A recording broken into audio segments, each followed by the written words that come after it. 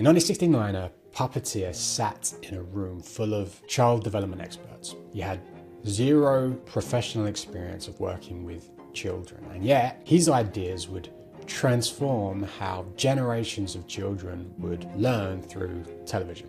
Puppets have been around for centuries, through Egyptian to Greek to Roman cultures. They were a method for telling stories of myth or religion to all groups and all ages. But as the centuries passed, they were reduced more or less to a form of children's toys and entertainment. And entering the 1900s, they were now completely outdated and old-fashioned. Mass attention was gradually shifting from in-person forms of entertainment to the television screen, and puppets just didn't successfully translate to TV. At least not until Jim Henson arrives and figures out how to translate them. He used puppets to deliver adult humor and satirical TV talk shows, as well as selling products and commercials. He took an old idea, puppets, and introduced it to a new format, a new setting of TV, and introduced a new context of adult humor. He reframed existing ideas, and he gave that frame a name, Muppets. And a frame is essentially how an idea is packaged and presented. It shapes how people perceive it. But he wasn't finished there. After he reframed this old idea of children's toys, or entertainment for grown-ups, or grown-up humor, he reframed his reframe for preschools. Children in the late 1960s were the first generation to watch a lot of TV. And so there was this widespread fear that they were watching all this TV and it was turning their brains to mush. So the Children's Television Workshop was launched to figure out what preschoolers like to watch and what they needed to learn from a developmental perspective, and then combine the two. And even though he had zero experience with children's TV shows, Henson was invited to the workshop because, there was still this underlying belief that puppets were for children. This guy's a puppeteer, let's invite the puppeteer. Subsequently, he comes up with the idea for Sesame Street, and he repurposed some of the existing characters with all the humor and charm from his previous work. So the Cookie Monster and Gleep appeared as different characters under different names in Henson's TV ads and TV shows previously. They were old ideas moved to Sesame Street with new frames. There are no new ideas, there are only new frames. And hits are often born from new frames of old ideas. Lin-Manuel Miranda reframed the biography of Alexander Hamilton with hip-hop with musicals. Here's Lin-Manuel talking to a group of students about how he discovered the idea for Hamilton. I don't think I would have picked up Ron Chernow's biography of Alexander Hamilton at the Borders bookstore if I hadn't written a paper on Alexander Hamilton in high school. What I remembered about Hamilton was that, from that paper, was that his son died in a duel in 1801, and then he died in a duel that happened almost in the same place 3 years later. And I remember thinking, well, that's the most avoidable mistake of all time. How does that happen? And the curiosity over remembering that from US history class was enough to get Ron's book off the shelf and into my hands as vacation reading, and the rest is history. Once I picked up the book and started reading, one, I think the time was right. I was on vacation. I was on my first vacation from In the Heights. And I had been mourning not writing. I'd spent my 20s writing In the Heights, and I think my brain and my heart were ready for a new project to work on. And then I picked up this book, and it gets to what you guys are going through as you study US history. There's lots of different versions of the same story. And what Chernow really keyed in on in telling Hamilton's story was his relentlessness.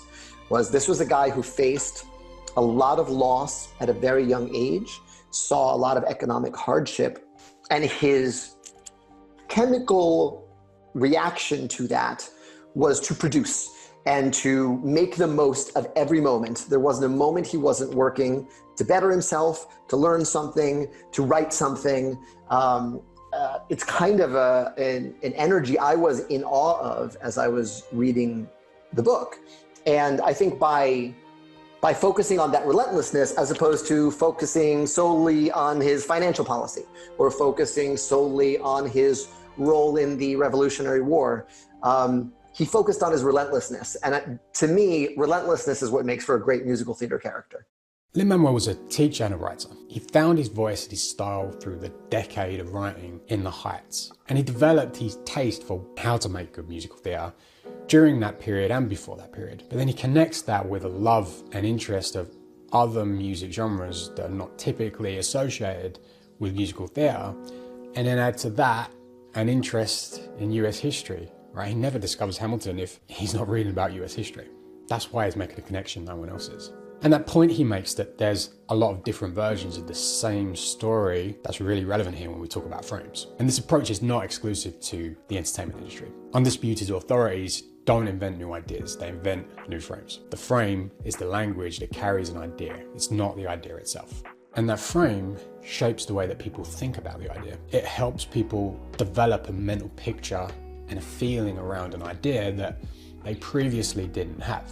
Many of the most influential consultants and thought leaders rose to prominence by inventing new frames for old ideas. Things like emotional intelligence reframes soft skills, purple cow reframes differentiation, and lean startup reframes trial and error. There's more to each of them than a fresh play on words, right? With emotional intelligence, Daniel Goleman repositioned interpersonal skills as an essential measure of intelligence, which it wasn't before when it was known as soft skill. And his positioning was supported by neuroscience research. So he's taking this serious research from one field and he's connecting it with this underappreciated soft skill to give it a new frame. Eric Ries took lean manufacturing principles from Japan and he applied those principles and language to tech startup in San Francisco. But he does introduce a new language with that. So MVP, build, measure, learn. But it's kind of coming from the principles of Japanese manufacturing. So he didn't invent some of these ideas, but he did invent the connection and he invents the frame. And with Purple Cow, Seth Godin didn't invent positioning, but he did combine it with another idea that ideas that spread win. And in order to win in a crowded marketplace, in order to be differentiated in a crowded marketplace, you need to create a product worthy of remarkable.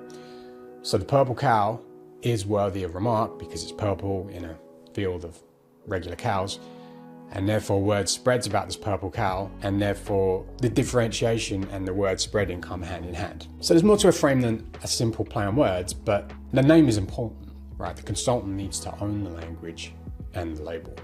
The label catches on and spreads, resonates in a novel way that previous frames did not or do not currently, might have done at one point. What Henson, Miranda, Goleman, Ries, and Godin all did was develop, create what I call disruptive wisdom. So they each took established ideas and presented them through frames that made people stop and reconsider what they thought they knew. Disruptive wisdom is a presentation of interesting, often contrarian insights and stories. It's the creation of a new frame that breaks what's gone before.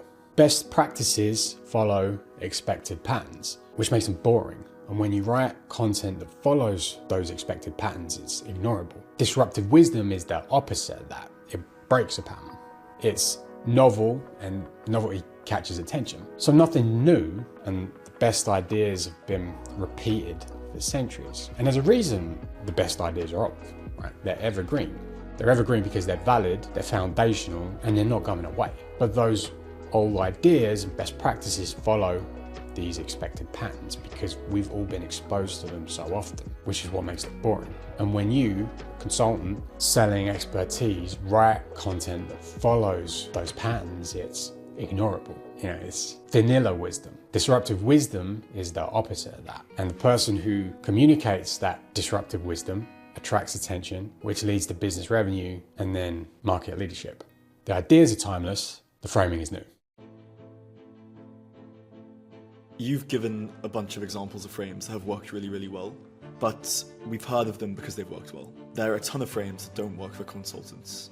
What distinguishes the ones that do work and the ones that don't work?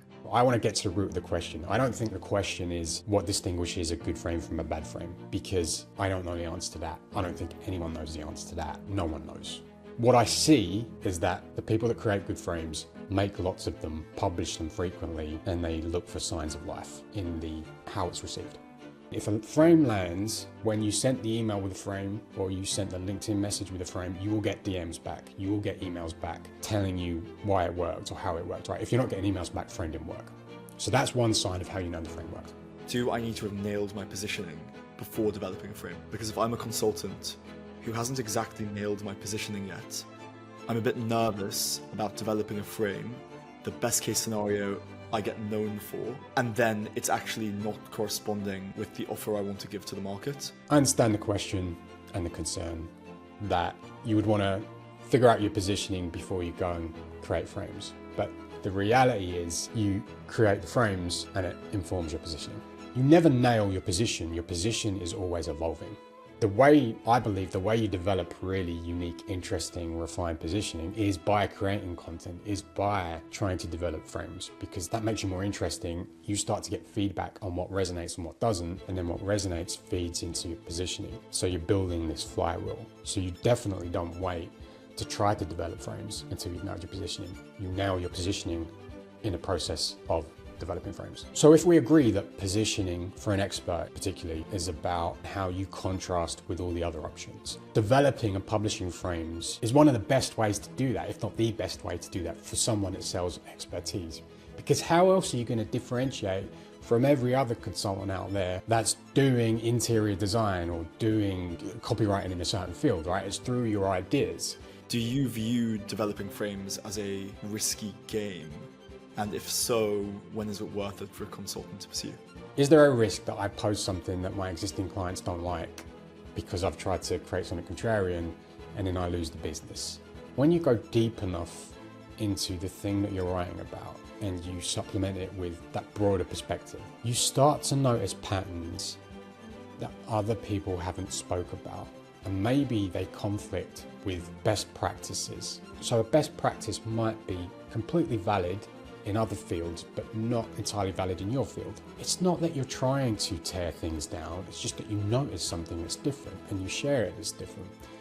So I don't think a client is going to have a problem with that. But the point here is you want to work with people that like the way that you think, right? Why would you want to work with someone that doesn't like the way that you think? That's just not going to be an enjoyable engagement. You're either not going to be yourself or you're going to have constant conflict. So when you develop and publish Disruptive Wisdom, you attract people that like the way that you genuinely see the world. And so that's who you want to work with. So if I'm a consultant and I'm interested in developing a frame to get the benefits that you've described, what's the practical rub? What's my back of the napkin to do this look like? You can't create a frame in a vacuum. Firstly, you need to be making stuff. You are not going to come out with a golden piece of disruptive wisdom on your first attempt. And you need to collect real data and be thinking about the real data. You need to sit down and think through the challenges that your customer faces related to what the problem that you solve and start writing about it. You also need to be reading outside or thinking outside of what you do. A lot of these undisputed authorities are great curators and use them as the lens through which they're going to deliver insight on their topic. The genius of Seth Godin is he is so well and broadly read. He delivers all these analogies and metaphors from stories that are completely unrelated to what he does, right? He's a great curator. Read stuff that's not related to what you do and combine it with the data that you collect from experience, primary or secondary, and then make observations around the problem you solve and keep doing that.